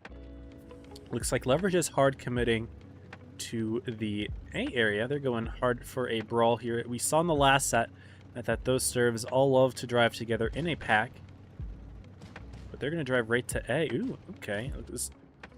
Tanner was getting double clipped there by TVPs. Took actually several hits, lost about 1,000 hit points, and his driver is dead as well. But now Ranger's taking a few hits of his own. Uh-oh. Oh, it's Yarrow taking hits. In the time that I was looking at Leverage, Origin is fully committed with their Sturves and IS-7. They've actually bled Yarrow and a Ranger and are now up about 1,700 hit points. Was not paying attention to that. Ranger's still taking damage. He's crossing here in the open, but Cora had something to say about it. Jay could sneak something too. No, he doesn't, but he takes the B base, though. Now 707's in an awkward little position here, but what's going on with Pew? Pew's holding off Leverage from counter-pushing into their own spawn. There's a lot going on here. It's hard to break it all down. Origin's still holding off with their own Krons, but oh, Sierra's getting double TVP'd. Oh, no. Oh, no. There's so much going on here, my goodness. And Leverage is still down on the hit points, despite full healthing Sierra right there. And overpeak definitely on Origin's end. They didn't know where those TVPs were for some reason. Now Light is just bleeding out Tanner for free. Steven's going to come right on, and if they can get a track on him, that would be so useful. They don't do so. But Tanner's going to put in his full clip. He knows he's going to die here. But instead, Origin is fully committed towards the other side. Who am I looking at here? Try to click on sub chat. Was not able to do so. So Origin will be able to get a kill here, but Tanner does fall in the middle of the map as well. And Leverage will continue to push through. 707's kind of getting 2v1, but Steven's going to be able to help out really quickly. He wants to kill Cora, obviously, but that's not going to be an easy ask of him. Origin's still up in the hit points, though. Isn't that crazy? All of this stuff going down, you know, all these TVP shenanigans and whatnot, which, by the way, both of those TVPs are alive right now for Leverage, despite getting bled out so quickly, so early. But that's going to be really, really useful for them in the late game if things, you know, hang on. But Ranger does take a hit. Ranger did take it. He goes down as well. Oh, my goodness. I look away from him and he dies. You're pushed into him. Double Pew is pushing around as well. Man, my camera works a little off this game. I apologize. Jay's going to get the kill on 7. Oh, he misses it. Cora going for the kill? Maybe? At this point, I would just put in a shell elsewhere, maybe. No, he does go for the kill. Fair enough. But he will fall. Steven gets that. So it's a 3-on-3, but cap points are definitely in favor of Origin. Although Leverage is back with the hit point lead. And Steven's going to go for the one-on-one with Group. Yarrow not committing anywhere yet, though. Group's missing his shots there. Scary biz, but Origin does have the caps here, and if Group missing again, that's 2 misses in a row here. You need to be hitting these. Very important. And it's not looking good for Origin right now, although they are just going to take another base. Pew's getting on B. Even though Leverage is stopping the A base, what are they going to do with their other tanks? Light's incredibly low. He's going to sneak on Pew here. He spots Pew, but Pew's going to get around the corner before Light can put in a shot. Pew's reversing for some reason. Why reverse there? That's scary. 905 points, though, for Origin. 800 points now as Steven gets the kill on Jay, and now it's a 3-on-1. Will Pew survive long enough? Did he miss another shot on Light?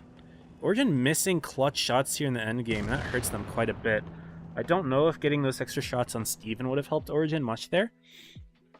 But they definitely had an advantage that they lost, for sure. I mean, really, they should not have let those double TVPs get in that clip on Sierra. That was completely unnecessary extension on their part. They weren't attempting to push anywhere, so I overpeak like that. Yeah, Sierra definitely took big hits there, and great clutch from Leverage. The double TVP action, despite getting bled out so early as well. That game was really back and forth. I could not tell who was going to win that one at really any points at all, because as soon as one team made a play to take advantage, another team just took it right on back. What's up, Milo Mindsbend, Bud Willie? Good to have you all in here. Welcome to the stream. Thank you for providing content. No problem. you pen a DO turret if it's angled up with 340 heat, you can. In fact, if you angle the turret up a little bit, sometimes you can shoot under at the bottom of the turret, and that can become red with 340 heat. I missed that message earlier. But yeah, so Origin, they had great opportunity after the opening play, but then losing Sierra, things were still close. It was just so hard to tell who was going to win that, but the TVP staying alive for Leverage is super useful because, again, as I said earlier in the set with Leverage and Panda, spaced out engagements work really well for the TVP because it gives them plenty of time to reload without having, you know, to fight a brawl. And Leverage is going to keep those TVPs and Stirves running the MLE there for their 7th tank. Group picking up an MLE for Origin. They're going to be running a lot of different tanks here. 2 Stirves, a Kron, a 777, an MLE, a Stirve, 60 TP. I might have said, no, I said Stirve already. 60 TP and a TVP. So they will run their own TVP. Sub chat. The designated light player is running a TVP now. Leverage has an opportunity to tie it up again 2-2 here. Or Origin can bring up 3-1.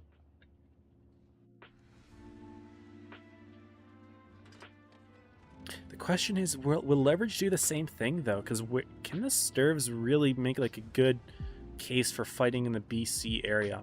It's a flexible tank, but is that what you want to do with Stirves? We'll find out, I suppose. I'm curious to see where they go for Leverage. Yes! Hold on. Where's my mouse? Come on, mouse. There you are. They are going towards Seaside. They want to fight at sea. Or Stirves going directly there and MLE going there. The TVPs, of course, sticking together. For some reason, it's showing Yarrow as not having ammo. There we go, that fixed it.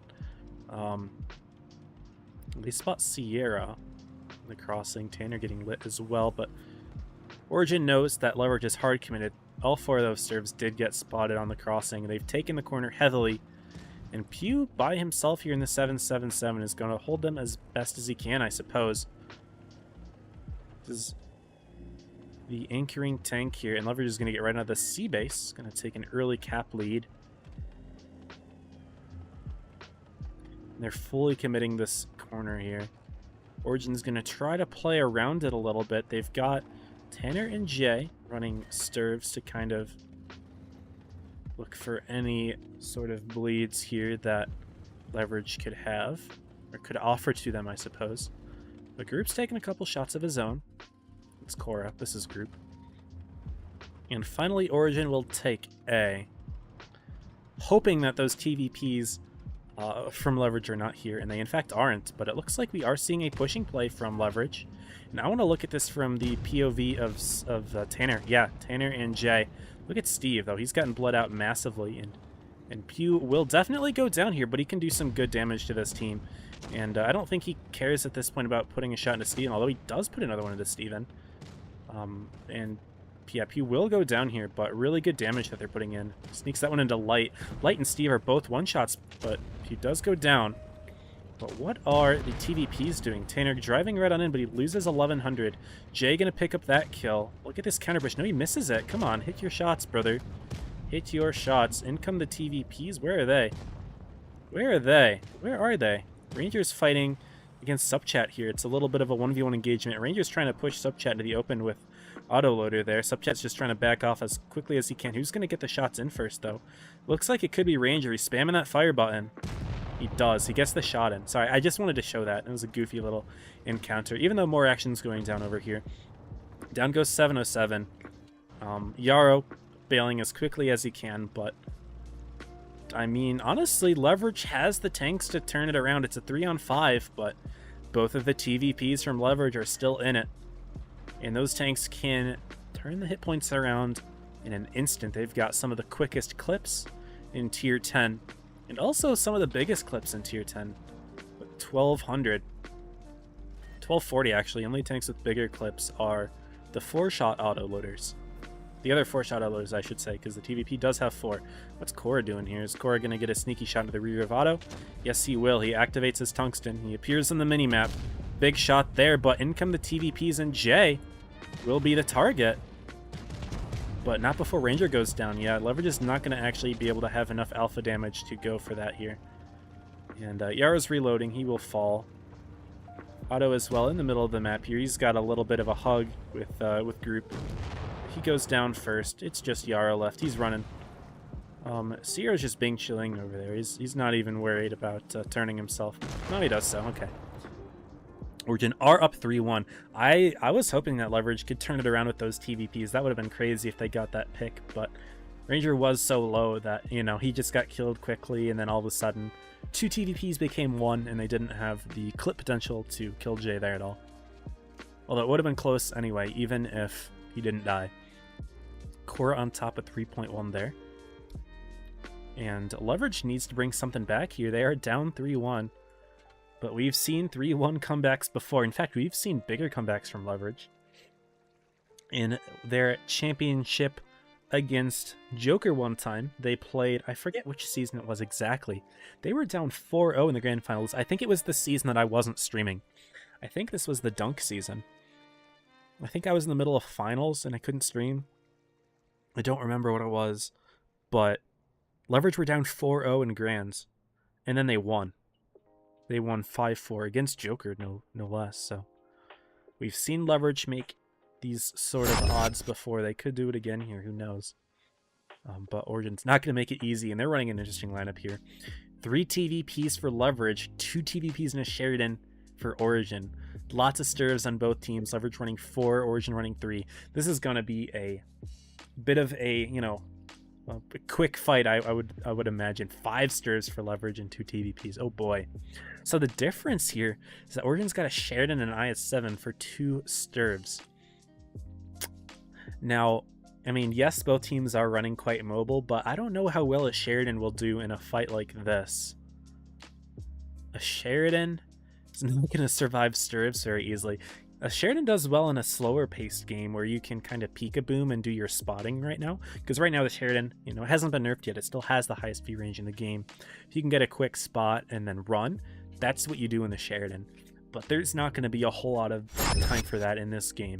It's going to be quick stirve action, and then it's going to be, you know, TVPs clipping you as well. So it's going to be very difficult for that Sheridan to survive. And I bet Origin's looking at that lineup, they're thinking, what the hell is going on here? How am I supposed to clear this one?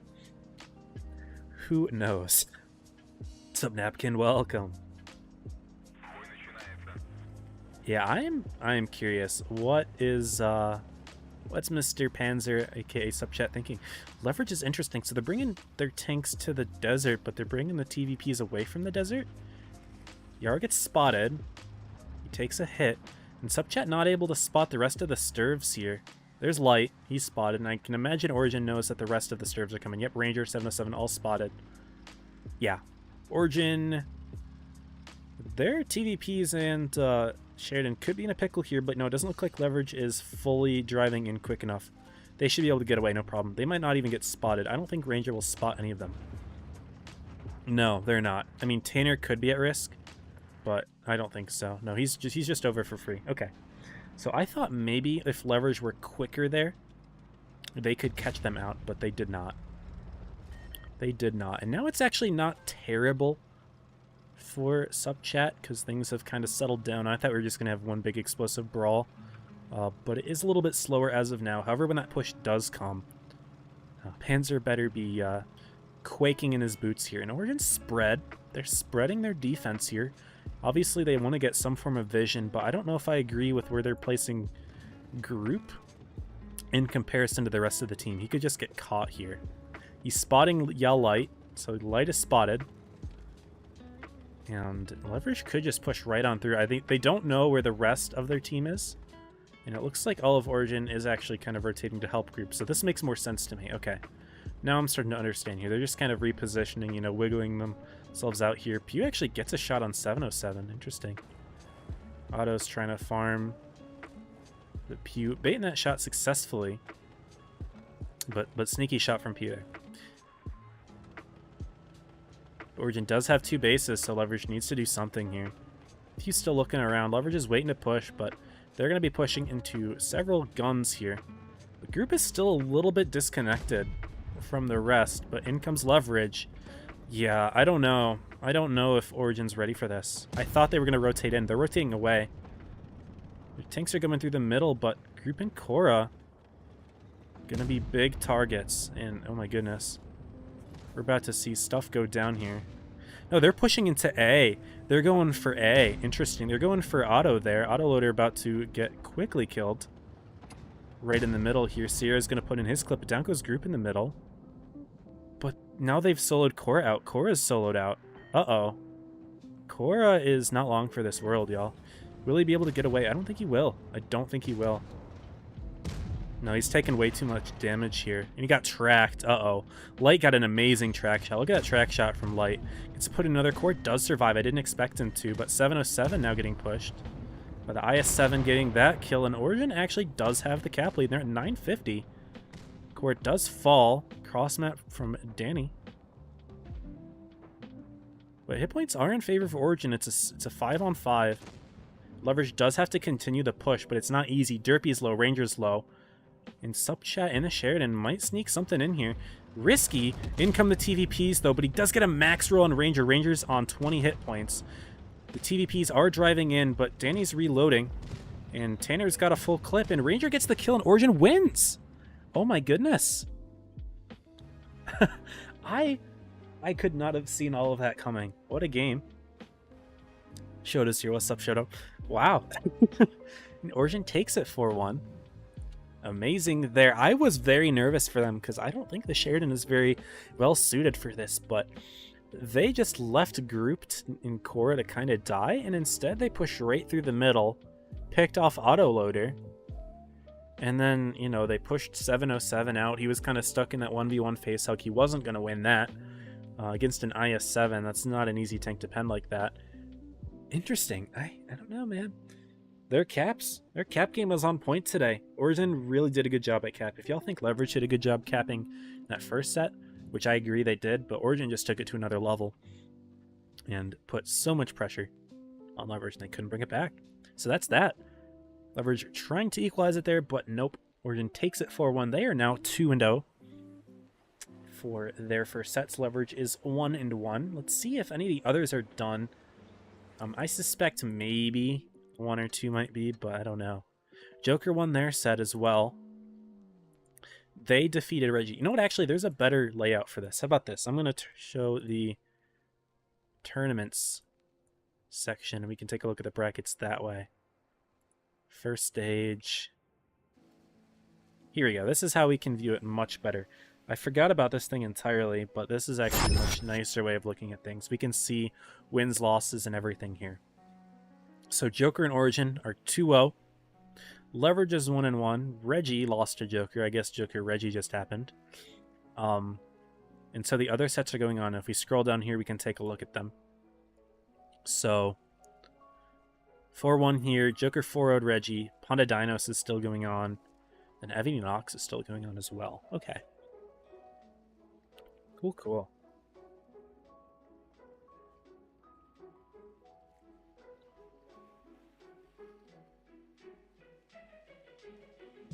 So Shoto, welcome to the stream, and Rose is here. What's up, Rose? How are your sets? Joker Reggie and Joker Dinos. Good stuff, man. Sheridan for spotting rails. PvP ready. Yeah, well, I know he's for spotting, but that seems like a very scary thing to do with 5 stirves. Like I think it worked out, but I thought if the game were more fast-paced, if Leverage went for a quicker push, then the Sheridan definitely could have gotten caught out, but they didn't. They took a little bit slower on the Dune side.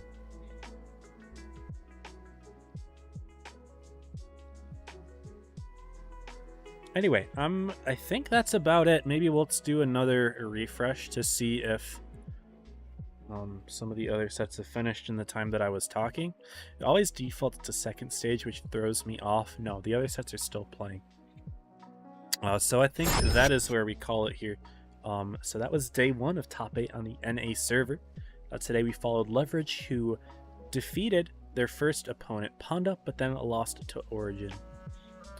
That's going to be it for today. Tomorrow we will be streaming. I don't know.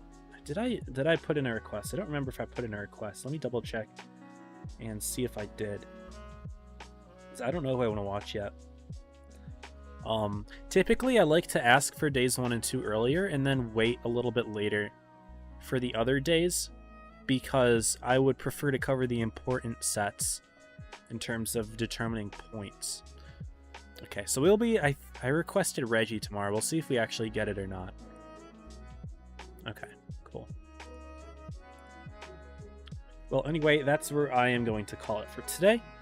Hope that you all enjoyed the day number 1 for Round Robin 1 of Top 8. We'll be back again tomorrow at 9 p.m. Eastern, hopefully following Reggie, but not entirely sure yet. Who is Reggie playing? Reggie will be playing Panda and Origin. Is that who I requested? Yeah, I think so. So we'll see how they do. Anyway, it's going to be all it from me. I'm going to go ahead and raid out starting now. So if you want to go ahead and follow the streamer on Twitch, who I sent all y'all to, would appreciate it. And if you're watching on YouTube, then this is about it. So yeah, as always, stay safe. Happy tanking.